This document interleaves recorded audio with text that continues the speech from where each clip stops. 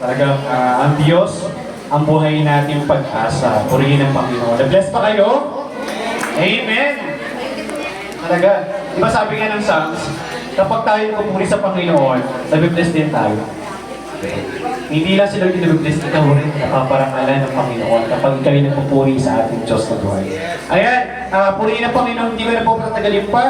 Tinatawagan ko na po ang mensahe sa oras dito. Walang iba. Ayan. Walang iba kundi ang ating pastora, Pastora Marilyn Pangantiyon. Ayan. Purihin ang Panginoon. Pwede ba palapakan natin ng Diyos sa kanyang buhay? Purihin ang Panginoon. Hello. Ayan. Purihin ang Diyos. Okay na. Ayan. Purihin ang Panginoon.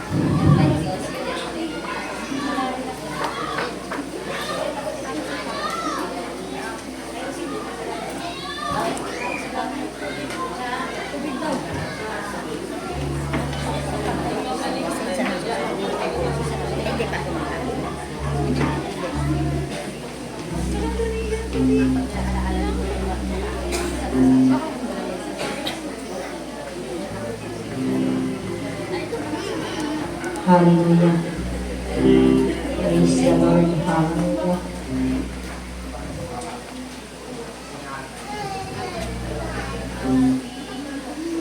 Hallelujah. Magandang hapon mga kapatid kay Kristo na andyan sa atin sa likod. Pwede pa po at dito pa may bakanti pang upuan. Meron pa yung iba ang dito po kayo yung pwede dito sa harap. Ayan.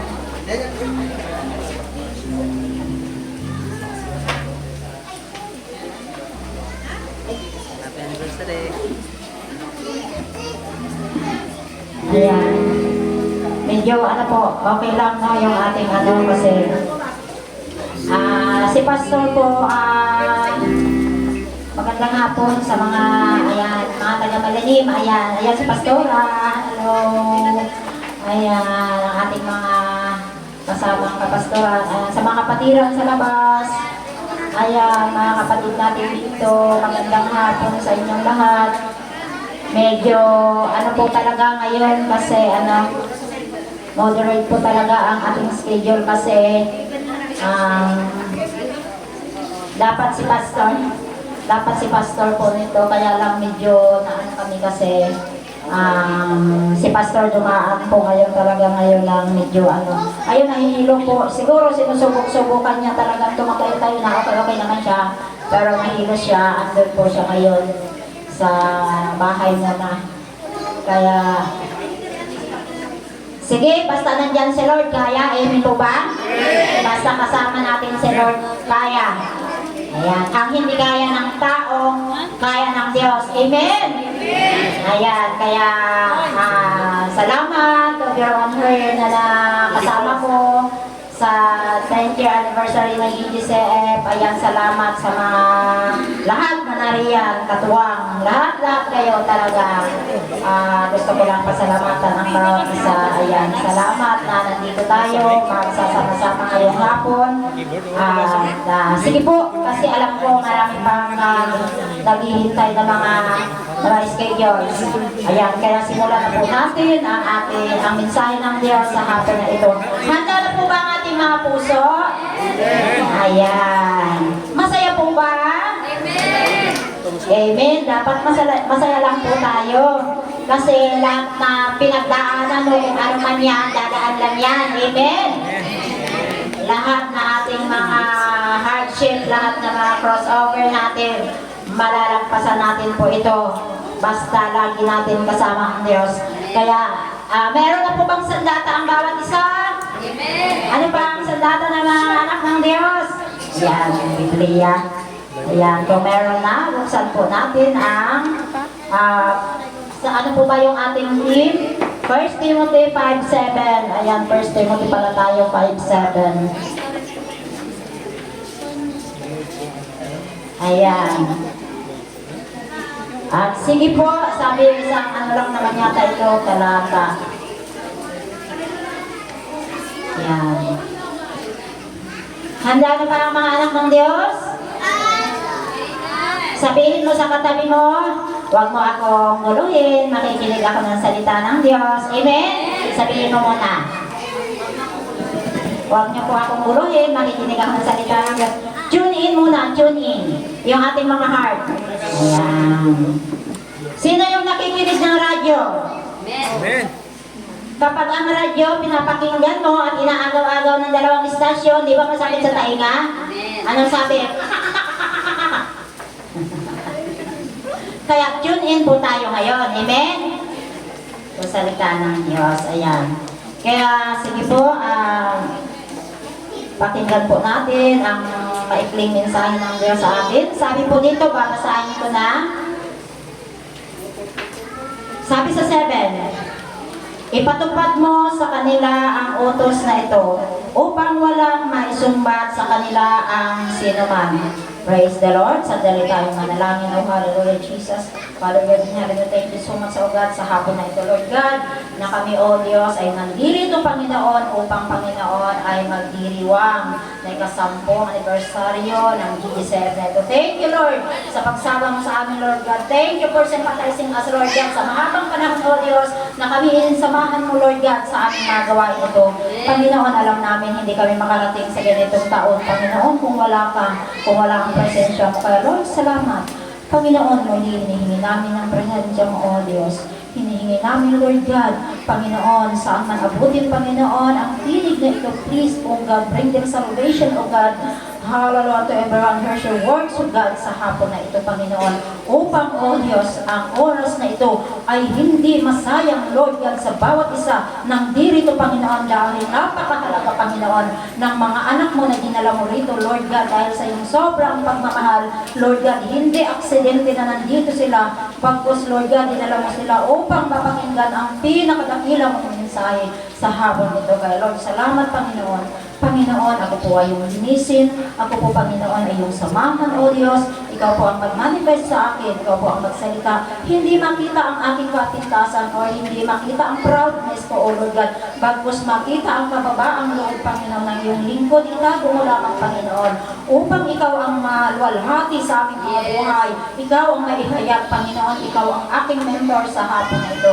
Kaya, Lord, i-bless mo po ang bawat nandirito. Please, O God, please open our spiritual understanding, O God, upang maintindihan namin, O Diyos, ang iyong mensahe. Piliin ka, O Diyos, sa hapon na ito. Nagilain ang pangalan mo. In Jesus' mighty name I pray.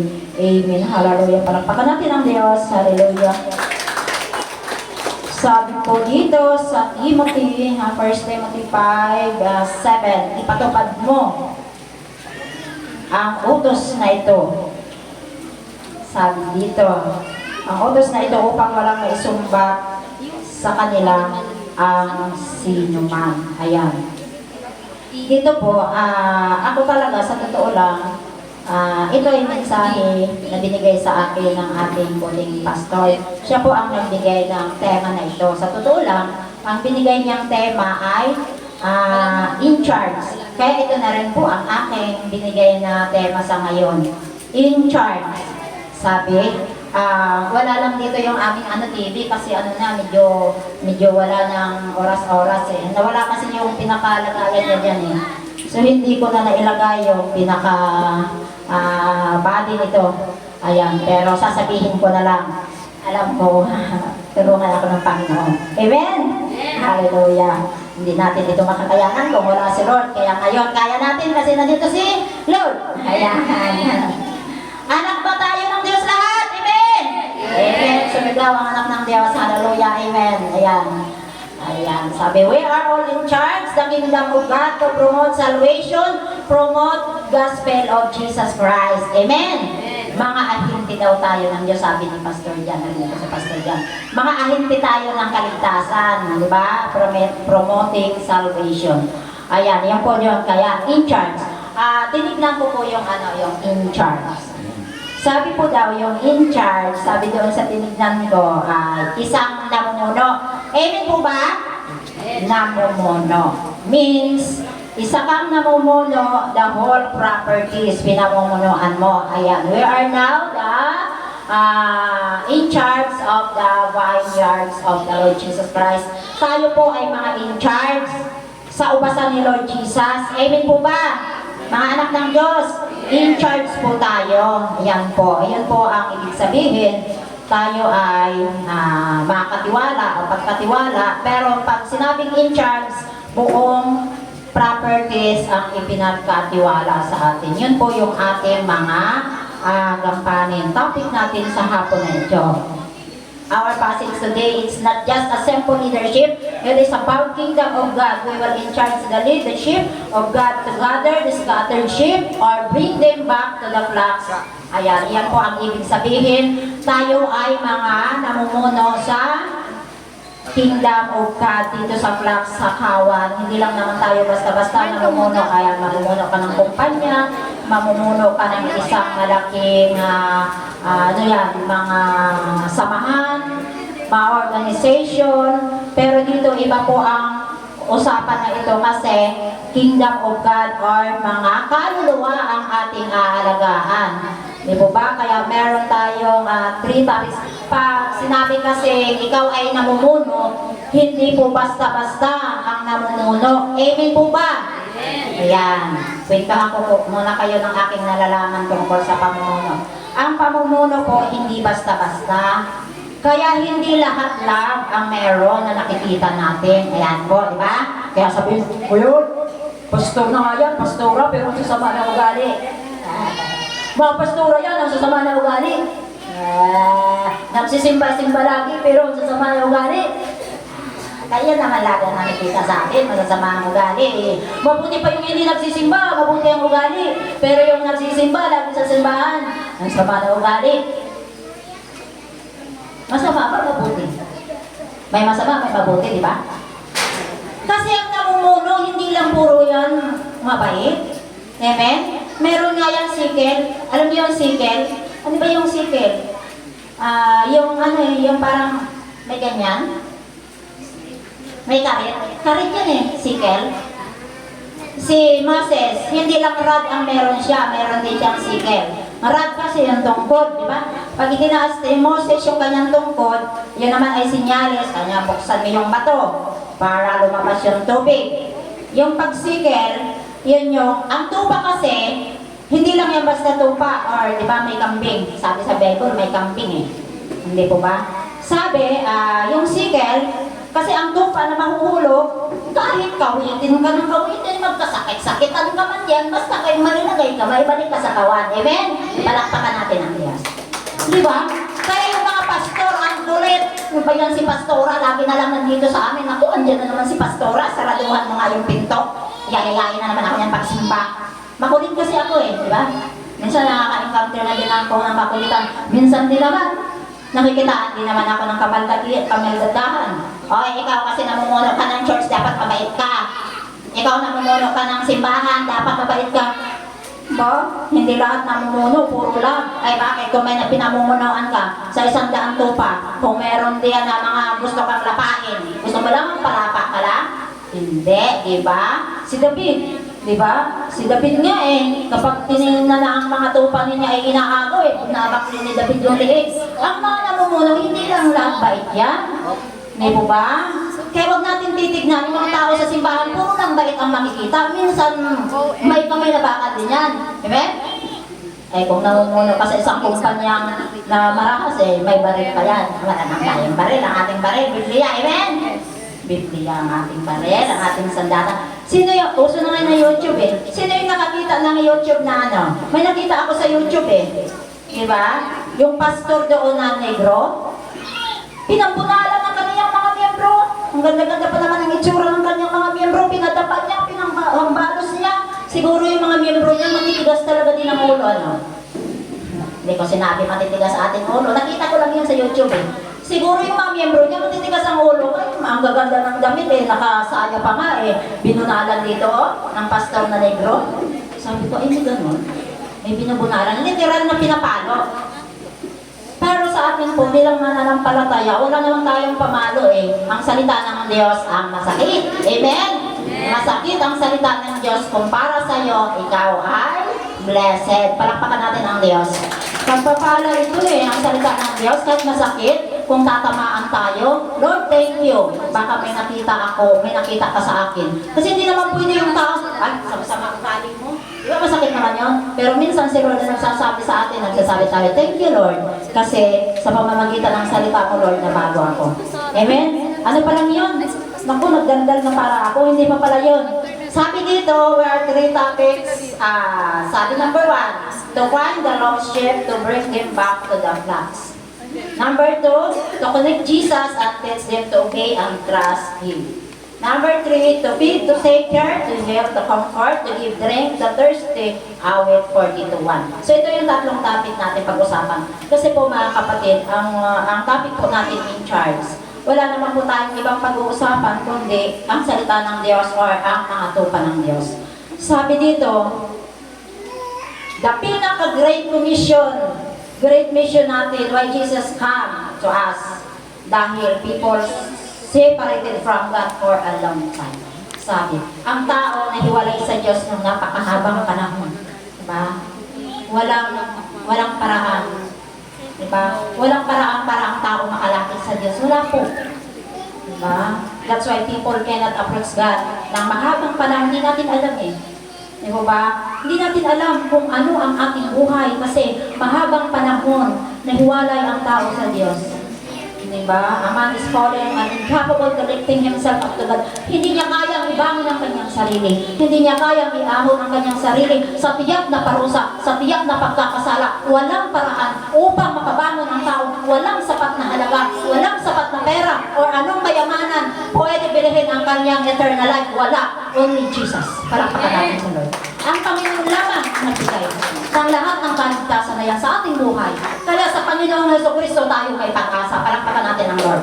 Hallelujah. The Great Commission, Matthew 28:19, Jesus said, go ye and make disciples all nations, and teaching them, and baptizing them in the name of the Father, and of the Son, and of the Holy, and teaching them to obey everything I have commanded you. I assure you, I am with you always at the very end of the age. Sabi ni Jesus yan.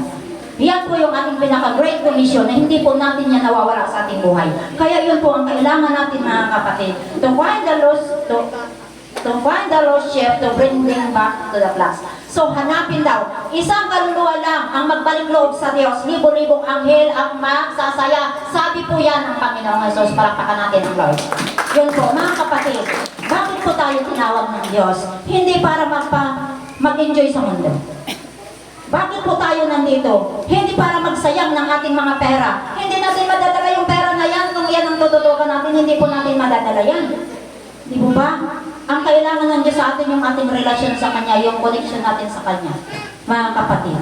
Kaya nga po, minsan, pag dito na po, naririnig na po yung mga ganyan mensahe, minsan talagang siguro masasabi ko, praise God, Lord, praise God. Kasi, talagang ang ating ang mga totoong born again, totoong kay Jesus, ang itinataas po talaga yung katuruan ni Jesus. Amen po tayo, Pastora. Amen po talaga. Amen. Hallelujah. Kami po nila, Pastora po, magkakasama po kami ng dati, magkakasama po, pero syempre, tinawag po kami sa iba-iba ng denomination. May church na din po sila sa Malaning. Ayan po. Ayan po ang ating pinaka-great commission, mga kapatid. Naligaw po ang mga tao. Naligaw po ang mga tao. Sabi nga, sa Matthew 9:36, ligaw na ligaw po ang mga tao. Buksan po natin ang Matthew 9:36.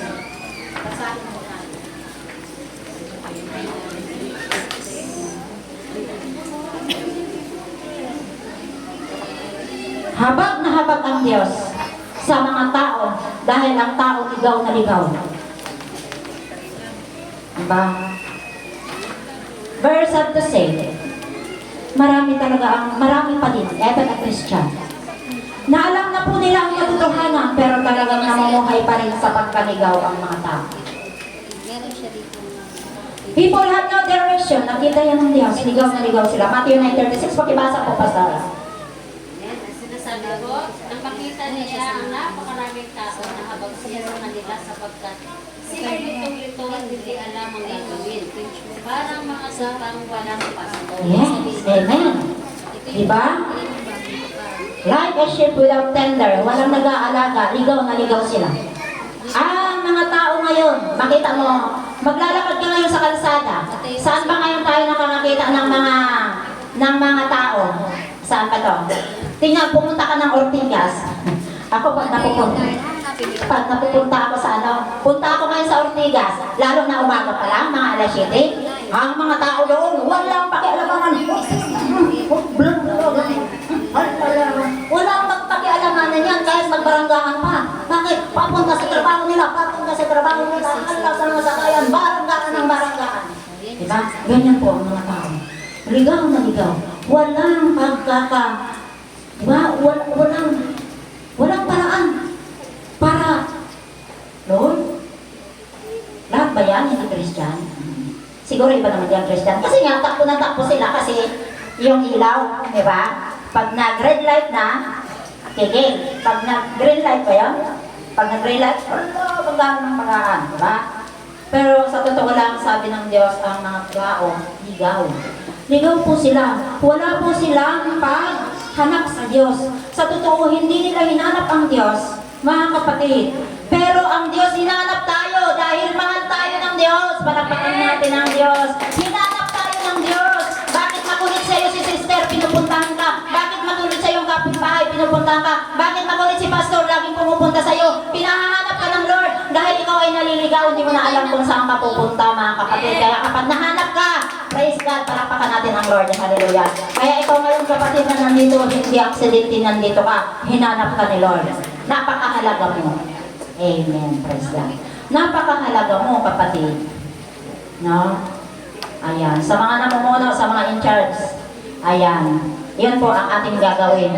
Hanapin natin ang mga naligaw. Habag, tingnan natin sa Jeremiah 13:17. Ano ang sinabi? Jeremiah 13:17. Habag na habag ang Diyos, awang-awa ang Diyos. Sabi dito sa Jeremiah 13:17. Ngunit kung hindi kayo makikinig, palihim akong tatangis. Dahil sa iyong kapalaluan, buong kapaitan akong iiyak at tutulo ang aking mga luha sapagkat nabihag ang bayan ko. Praise God. Ang Diyos, sabi, palihim akong iiyak, tatangis ako. Sabi niya, kapag hindi kayo makinig, mga kapatid, bakit nakakaiyak? Bakit tutulo ang luha ng ating Panginoon? Bakit siya tatangis? Mga kapatid, kung alam niyo lang na mahal kayo ng Diyos, kung alam niyo lang kung anong patuturuan ng tao kapag walang Diyos, kapag dumating ang ating Panginoon sa ating buhay na hindi kayo makitang ligtas, kasi sabi ng Lord, if anyone who cannot found your name, written by the book of life, you will cast out to the lake of fire.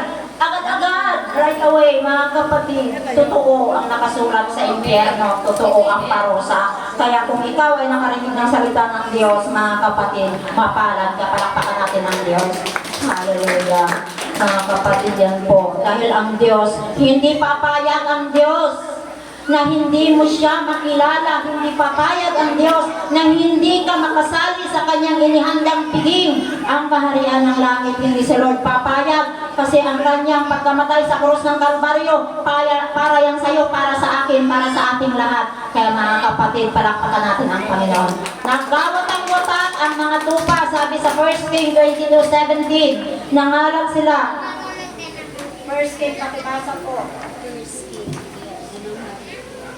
Kung may nakakita, pakibasa na lang. Kasi yung nasa first topic pa lang tayo. Si Lord bahala. Hallelujah. Hindi pa naman nagugutom Hindi pa po nagugutom.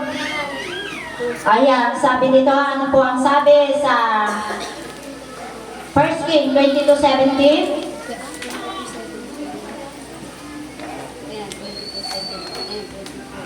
Ayan, dito.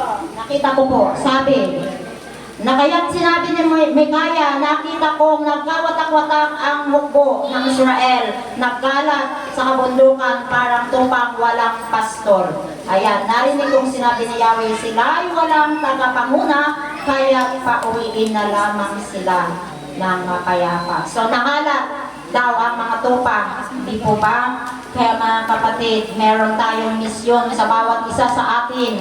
Yung makapagsabi ka lang, kapatid, napakabuti ng Diyos. Yung makapagsabi ka lang, kapatid, mahal ka ng Diyos. Yung makapagsabi ka lang, kapatid, hinahanap ka ng ating Diyos dahil mahal ka. Yung kaunting salita na yan, bilang mga Kristiyano tayo, yung kaunting salita na yan na makakapagpalakas ka sa iyong kapatid, ay isang kagalakan kapag sila ay makarating sa piling ng Diyos. Palakpakan natin ang Lord. Hallelujah. Huwag natin ikahiya mga kapatid ang gospel ng Lord. Huwag natin ikahiya mga kapatid na sabihin sa bawat nadadaanan mo dyan na ang Diyos mahal ka. Kailangan mo ang Lord sa buhay mo. Marami ngayon ang ligaw. Hindi talaga alam kung paano makalapit sa Diyos. Minsan madilim na ang kanilang buhay. At sabi dito, sa pangalawa, to connect Jesus and teach them to obey and trust, to obey, to trust Jesus. Ayan, ibabalik daw natin sila sa kawan. Sa tunay na nanagmay-ari upang mabihisan. Ayan, hanguin, maligtas at mapalaya. Sabi sa Roma 3:22-26, basahin natin. 3:22-26 ng Roma. Pakibasa po. Sabi po sa Roma 3:22-26. Nasabi po, ginagawang matuwid ng Diyos ang lahat sa pamamagitan ng kanilang pananampalataya kay Kristo. Walang pagkakaiba ang mga tao sapagkat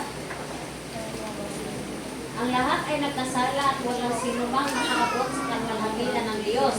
Ngunit dahil sa kanyang magandahang loob na walang bayad niyang ibinigay, sila ay tinuring na matuwid sa pamamagitan ni Kristo Jesus na siyang nagpapalaya sa kanila. Siya ang ininalay ng Diyos bilang handog upang sa pamamagitan ng kanyang dugo ay mapatawad ang kasalanan ng lahat ng sumasampalataya sa kanya. Ginawa ito ng Diyos upang patunayang siya ay matuwid. Sapagkat noong unang panahon ay nagtimpik siya at pinagtiisan ang mga kasalanang nagawa ng mga tao. Ngunit ngayon ay ipinapakita ng Diyos na siya ay matuwid at itinuturing niyang matuwid ang mga sumasampalataya kay Jesus. Amen. Palakpakan po natin ang Panginoon sa kanyang salita. Ayan po mga kapatid. Tayo po ay pinapaging matuwid. Ginawa po tayong matuwid dahil sa kagandahang loob ng Diyos. Ang Diyos lang po ang mayroong access, mayroong kapangyarihan sa buhay natin na baguhin po tayo. Ang Diyos lang po ay mayroong kaparaanan, way maker, sabi nga kanina sa kanta. Siya lang ang mayroong kapamaraanan na baguhin tayo, huwag tayong matakot. Ang problema sa maraming mga tao, takot pumasok sa simbahan kasi takot sila na mabago. Ay, kasi pag nandyan kami sa simbahan, sinasabihan kami na bawal magganito, bawal magganito. Mga kapatid, huwag ninyong ikakatakot ang pagbabago kasi si Lord po ang bahala niyan. Kasi pag binago ka ni Lord, hindi ka po mapapahiya mga kapatid. Babaguhin ka ni Lord nang may kasamang mahiwaga ang kanyang kapangyarihan.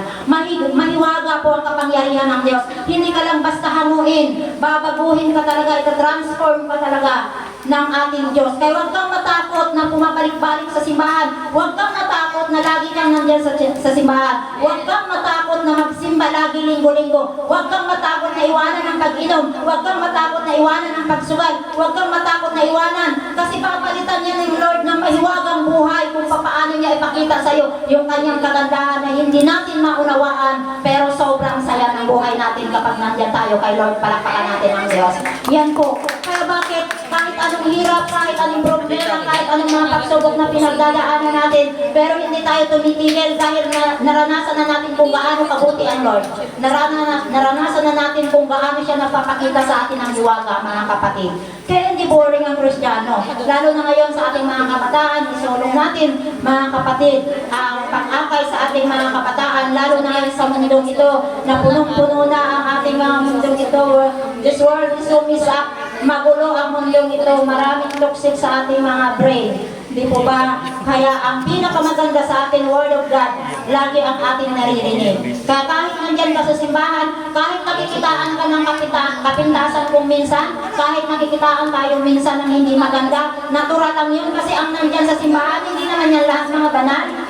Amen? Pag pumasok ka sa simbahan, hindi ka naman banal eh. Pero tayo habang nandyan tayo sa simbahan pabalik-balik, yung bawat salita ng Lord na ating naririnig, unti-unting nagpapabago sa ating puso. Unti-unting nagpapabago sa ating mga buhay. Unti-unti natin nakikita na mas maganda pala ang buhay kapag nasa Lord ka kaysa wala sa Lord. Amen. Palakpakan natin ang Diyos. Hallelujah. Yun po, to connect Jesus. I-connect natin ang buhay natin kay Jesus. I-connect po. Connection lang. Relasyon lang kay Lord. Mga kapatid, lahat po tayo may Diyos. Amen? Lahat tayo. Kahit sino ngayon ang makakausap mo, lahat may Diyos eh. Kahit sino ngayon makakausap mo, huwag mo sasabihin na wala silang Diyos. Baka buntalin ka. Amen? Buntalin ka. Pag sinabi mo wala silang Diyos, lahat tayo may Diyos. Pero, makikita mo ang sino lang ang talagang tunay na may koneksyon sa Diyos. Kasi gusto mo lagi dadalaw ka sa church. Palakpakan natin ang Lord. Gusto mo lagi, ay, araw ngayon ng pagsimba, pupunta naman ako sa church. May koneksyon ka kay Lord Jesus eh, may relasyon ka eh. Iyan yung patunay na ikaw ay anak ng Diyos. Iyan yung patunay. Kasi yung puso mo gusto laging pumunta sa church. Paano mo masasabi na meron kang koneksyon sa Diyos? Niyayaya ka nga pagsimba ay ayaw mo. Amen? Paano mo masasabi? Ay, marami akong trabaho. Ay, may negosyo ako ngayon. Ay, malaki ang kita ko ngayon kasi linggo. Ay, marami akong customer. Wala man akong pinapatamaan. Lahat naman tayo ganun dati. Diba? Ano ba yan? Simpa-simpa naman yan. Na ang laki ng sahod ko pag linggo, double pay. Katawiran ko lang ba yun? Ay, naku! Ano ba yan? Ang dami-dami kong ginagawa. Papunta-punta yan sa church. Pero malalaman mo kapatid, kung ikaw ay may koneksyon sa Lord, kung ikaw ay may relasyon sa Lord, gustong-gusto mo si Lord makatampok sa church, sa bawat gawain, palakpakan natin ang Lord. Yan po yun. Relasyon lang po mga kapatid. Alam ko na mabubuti ang ating puso, alam ko na may mga generous heart na tayo, kind heart na tayo, alam natin yan. Pero yung relasyon sa Lord, gusto ni Lord, ibalik ka sa kanyang kawan. Gusto ni Lord, magkaroon kayo ng intimate bonding kay Lord. Intimate relation kay Lord. Yan po yun. Na gusto ni Lord na i-connect tayo sa Kanya. Sa pamamagitan ng Kanyang mga lingkod, i-connect tayo sa Kanya. Napakahalaga mga kapatid. Huwag natin bigyan ng pahalaga ang mga buhay dito sa mundo. Lahat yan mawawala. Ang kaharian ng mundo mawawala. Diba? Ang kayamanan sa mundo mawawala. Bakit kung minsan nakapokus tayo doon sa mga material thing na yan? Mawawala yan. Diba? Mawawala ang lahat ng ating tinatangkilik sa mundo. Pero ang Diyos ay mananatili sa ating mga buhay. Ano pa? 3. Sa 3 na lang tayo. Kanyari lang tayo. Buksan natin ang Roma. Sabi sa Roma 3:10, kasi walang matuwid. Wala kahit isa. Wala ha? Walang matuwid. Lahat ay nagkasala.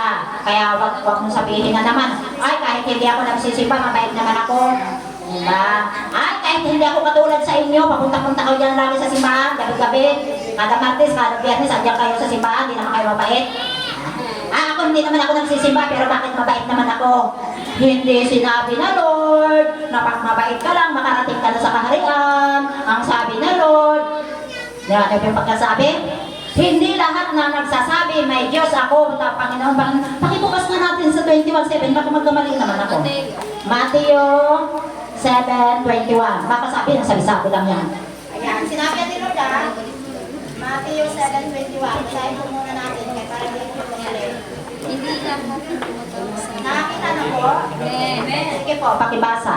Hindi lahat ang tumawag sa akin, Panginoon ay papasok sa kaharian ng langit. Kundi ang mga tao sumusunod sa kalooban ng aking Ama na nasa langit. Amen. To connect Jesus and teach them to obey. May pagsunod, mga brothers and sisters, may pagsunod. Hindi lahat na nagsabing may Diyos naman ako, hindi lahat na tumatawag ang inyong Panginoon ay makapasok sa kaharian, kundi yaon lamang sumusunod sa kalooban ng Ama na nasa langit. Meron pong pagsunod. Ito ang ating ginagawa samba linggo-linggo, pagsunod hindi. Pagsunod, palakpakan natin ang Lord. Mga kapatid, bigyan natin ng kaunting oras ang ating Diyos. Hindi naman siya nagpabaya sa atin, hindi tayo niya pinagutom. Kung sa araw ba ng linggo, sambahin mo sila, hindi ka naman sambahin mo si Lord. Hindi ka naman pagugutuman ng Diyos. Nasa sa atin lang mga takot yan, mga kapatid. So, yun po, sabi dito, sa John 5:24, ano pa? Tayo ay sobrang dumi sa paningin ng Lord dahil sa ating kasalanan, dahil sa ating mga gawang masama, dahil sa hindi natin pagkilala sa Diyos na mahabang panahon, tayo ay itinuring na hindi matuwid. Pero nga dito sa John 5:24, hinango tayo ng Diyos. Hinango, inalis ka doon sa maruming buhay mo, inalis ka doon sa dati mong mga prinsipyo, inalis ka doon sa pagkakasalang nagagawa mo, hindi mo kinikilala ang Lord, pero ngayon, binihisan ka, binago ka, lahat sinuutan ka ng bago. Sabi nga sa 5:24, pakibasa. 5:24. Pakatandaan ninyo, ang nakikinig sa aking salita, sumasampalataya, sa nagsubo sa akin ay may buhay na walang hanggan. Hindi na siya hatulan, kundi nakatawid na siya sa buhay mula sa kamatayan. Ayan, may buhay na walang hanggan. Pinag-uusapan po natin kapatid, yung eternal life, buhay na walang hanggan. Kung ang ating paglilingkod ay dito lang din sa mundo, pare-parehas na lang. Ang ating pong pinag-uusapan dito ay eternal life, buhay na walang hanggan. Hindi na tayo hahatulan, nakatawid na tayo mula sa dati nating buhay, papunta sa buhay na walang hanggan. Yun po ang pinakamahalaga. Yun po ang gustong-gusto ng Lord, yung maihango ka, yung hindi ka nahahatulan. Kasi ang lahat ng tao ay tiyak na mahahatulan. Pero dahil tinanggap natin si Lord Jesus, dahil kinilala natin si Jesus at sumunod tayo sa Kanya, nahango na tayo. Ibig sabihin, meron ka ng assurance. Binigyan ka na ngayon ng kasiguraduhan na ikaw ay tumanggap sa Lord Jesus at ikaw ay naging anak. Hinango ka na. Sure na yun. Hinango ka na. Wala nang pag-agam-agam. Kaya mga kapatid, sarap po talaga na magkaroon ka ng access sa buhay na walang hanggang. Palapakan natin ang Lord. Ano pa? Bakit tayo ay tinawag ng Diyos? To feed, to take care, to heal, to comfort, to give drink to the thirsty. Sabi nga dito,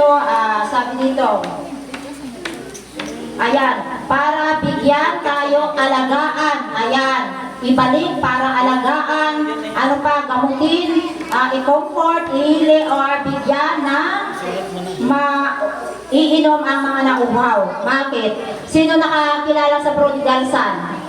Alam na po natin yung prodigal son. Hindi po ba? Ikikwento ko lang ng konti sa hindi pa masyado nakakaalam. Yung prodigal son kasi, hiningi na niya yung anak, hiningi na niya yung kanyang mana. Amen po ba, Pastora? Tama po ba ako? Hiningi niya yung kanyang mana sa kanyang tatay. Buhay pa po ang tatay niya, hiningi niya na ang kanyang mana. Ito yung parable of the prodigal son. Hiningi na po niya ang kanyang mana and then binigay na po ng tatay niya yung kanyang mana. At pagkabigay po ng kanyang mana, siya po ay nagpagkalayo-layo. Tama po ako. Siya po ay nagpagkalayo-layo na dahil may mana na siya. Amen po ba? May mana na siya. Nakuha niya na ang kanyang bahid. Sabi sa Bisaya, nakuha niya na ang kanyang parte. Ayan, di ba? O alam niya may pera na siya, alam niya may panggastos na siya, alam niya hindi na mauubos. Yun, yung instinct ng tao. Ay, pag marami na akong pera, hoyo kayo sa akin. Hindi na kayo makalapit, hindi na ito mauubos. Ganyan ba tayo? Oh, dati naghihirap ako. Kung sino-sino ang aking lalapitan, di na malapitan.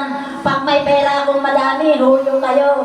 Di kayo makalapit sa akin. Ganyan eh. Kaya yung prodigal son, nakuha niya na ang kanyang parte. Pera niya, kayamanan niya. Nagpakalayo-layo siya. Namuhay siya ng masagana. Waldas dito, waldas doon. Yan. Minsan ganyan kami. Pag maraming pera, maya-maya deliver Shopee. Maya-maya Lazada. Oh. Ganyan tayo pag may pera, di ba? Kasi akala natin yung pera natin na marami hindi na maubos. Ganyan lang, isip natin sa dami-dami na akong pera, hindi na ito maubos.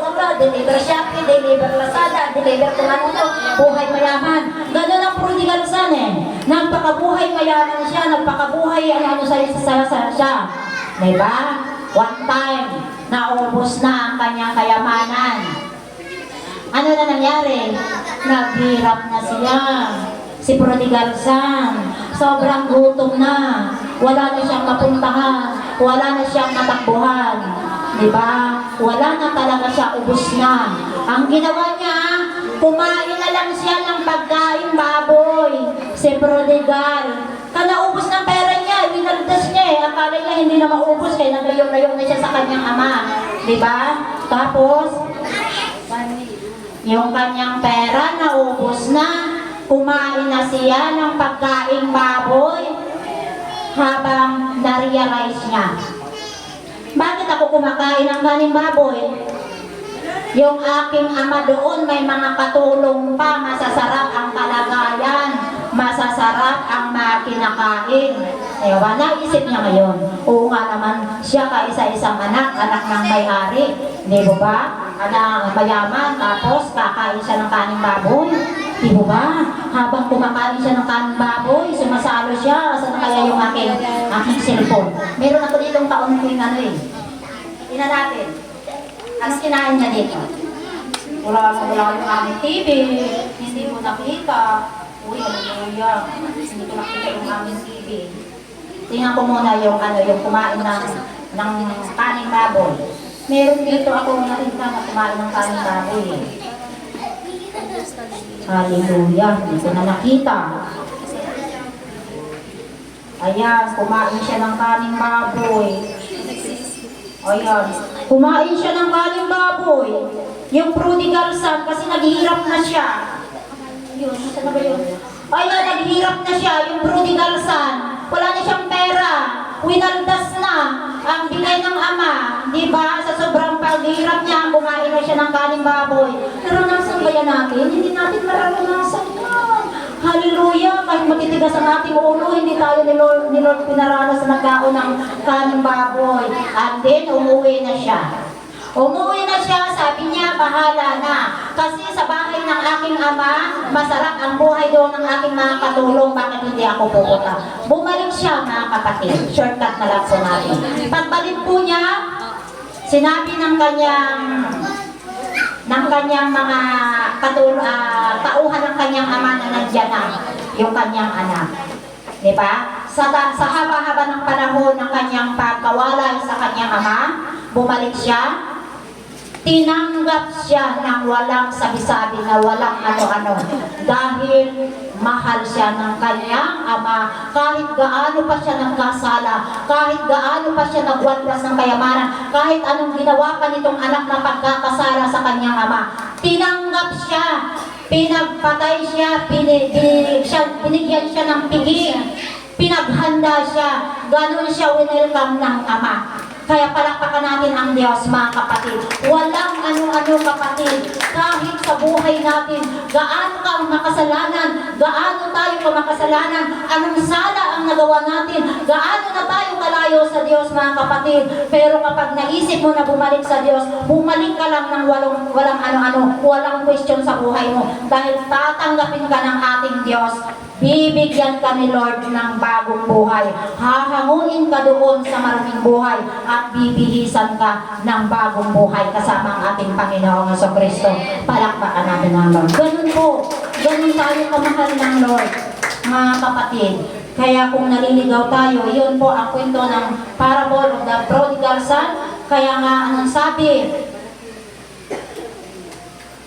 Ano mga sabi? Nang nag-decide siya na bumalik sa ama, tanggap siya ng walang kondisyon.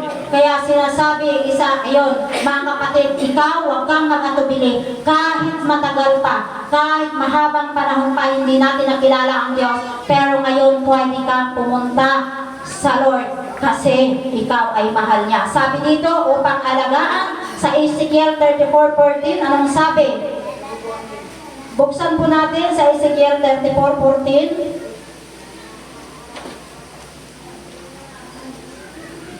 Pakibukas po ng Ezekiel 34:14. Ano po ang sabi dito, Ezekiel, Daniel?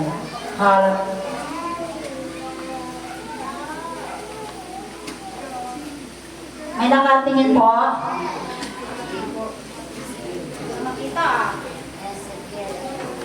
Ayan, 34. Ezekiel 34:14, ang sabi dito, aalagaan ko sila sa sariwang pastulan sa tahimik na kaburulan ng Israel.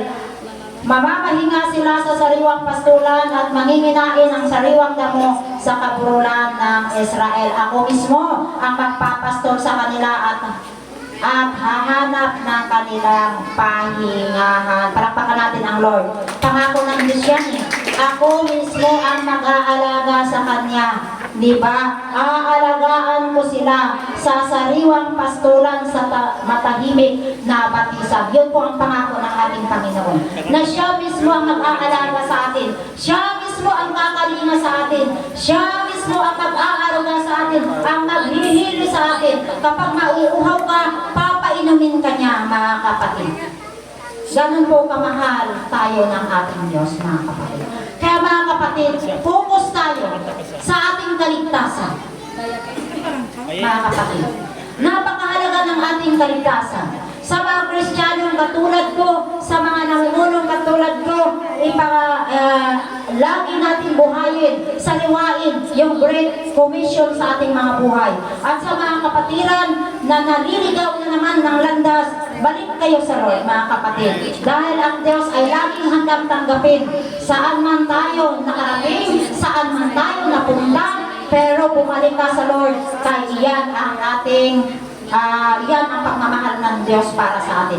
Maglingkod tayo ng buong puso. Sabi dito sa Matthew 10:6, pakibasa.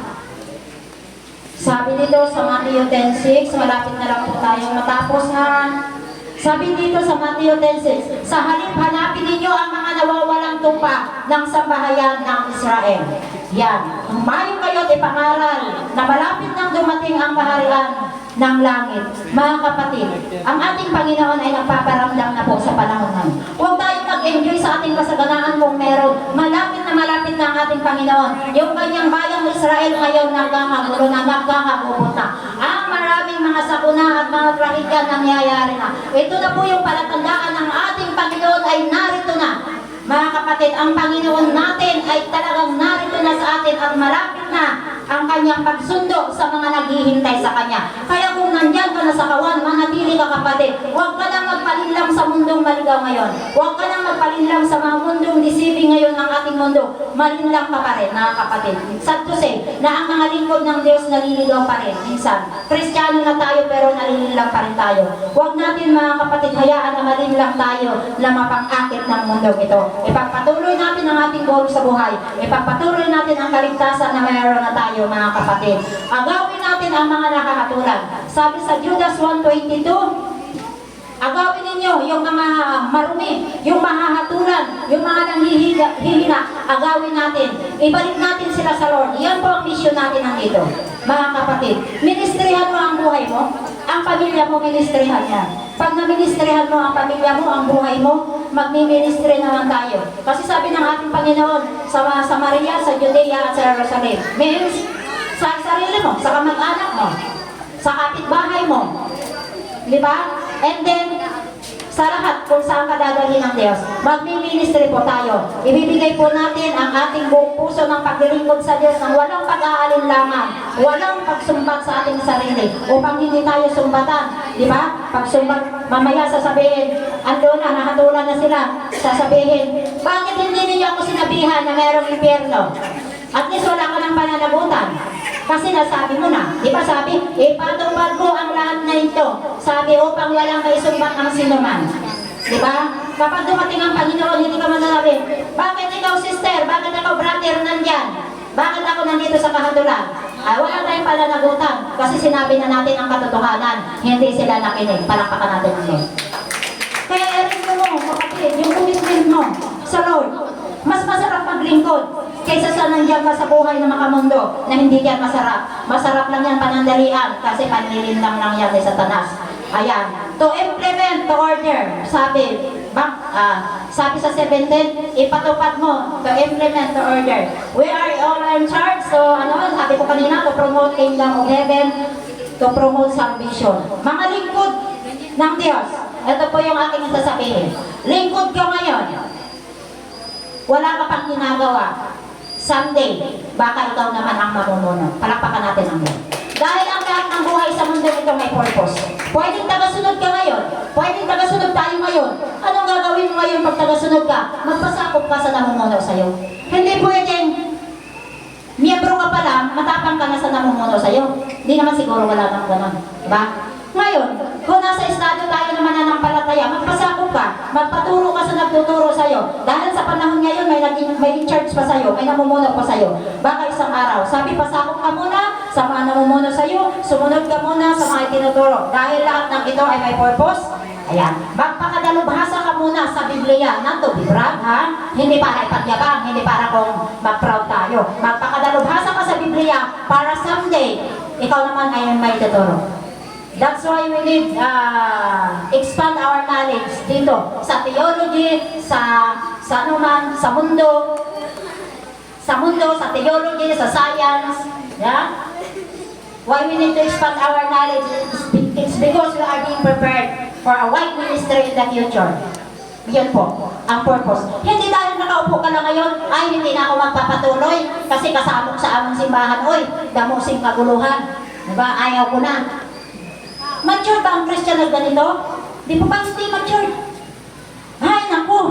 Ang dami-dami namang problema sa simbahan. Ayoko na nga. Wala nang ganun-ganung Kristiyano ngayon. Dapat ang Kristiyano ngayon, magpapatuloy ako. Kay magkabalik-baliktong ka sa paglingkod mo, magpatuloy ka. Palakpakan natin ang Diyos. Hallelujah! Anong sabi ni Apostol Pablo? Ano ba ang makakapagpahiwalay sa akin? Gutom ba? Sakit ba? O ano pa? Di ba? Ang Kristiyano maraming pagtitiis. Hindi porket Kristiyano ka, instant yaman ka, hindi man ganon. Ang Kristiyano maraming pagtitiis. Pero ang sabi ni Apostol Pedro, kapag nagtitiis ka, pagkatapos mo lahat mapagtiisan, tatanggap ka ng gantimpala. Palakpakan natin ang Lord. Hallelujah! Ang buhay natin ups and down. Kahit hindi ka Kristiyano, ang daming problema. Di ba? O, sige nga, naging Kristiyano ka ngayon, sasabihin, ano ba yan? Naging Kristiyano ako, ang hirap ko naman. Bakit yung hindi ka ba Kristiyano? May habang ka ba? Mahirap ka rin ah. Hindi lang ako nagagalit eh. Sabi ko lang yun. Diba? Di ba? Hindi ka gano'n? Bakit naging Kristiyano ako? Dami-dami ng problema. Hirap-hirap naman ang buhay ko. Di ba? Hindi naman tayo Kristiyano, hindi naman din tayo mayaman eh. Di ba? Ay, mayaman tayo ngayon dahil ako ay anak ng Diyos. Sabihin mo nga, ako ay anak ng Diyos. Sabihin natin yan lahat-lahat.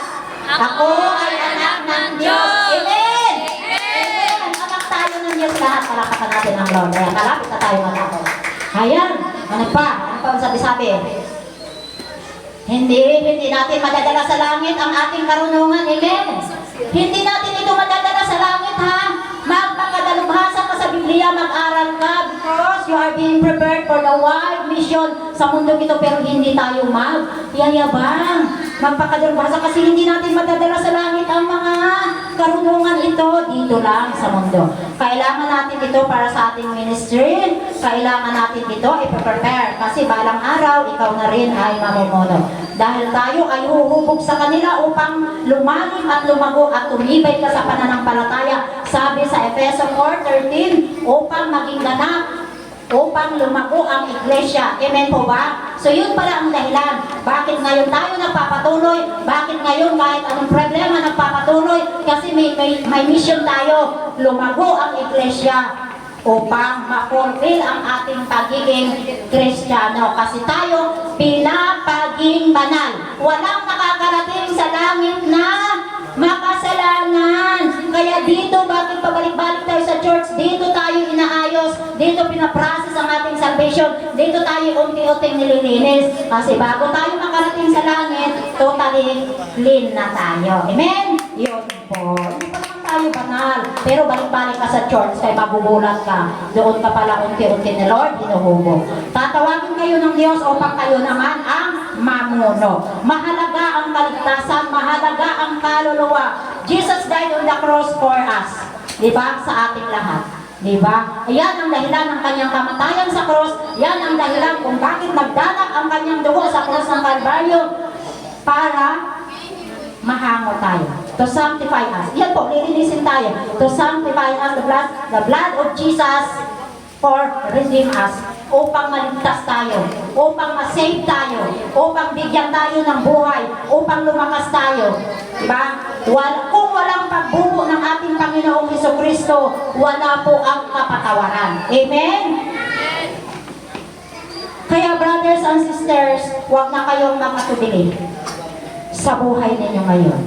Brothers and sisters, kung ikaw ay nakarinig, that's why Peter called unto people to repent and turn away from bad deeds. Iwanan na po natin ang ating mga maling prinsipyo, iwanan na po natin ang ating mga maling gawa, iwanan na po natin ang ating mga ginagawang sala.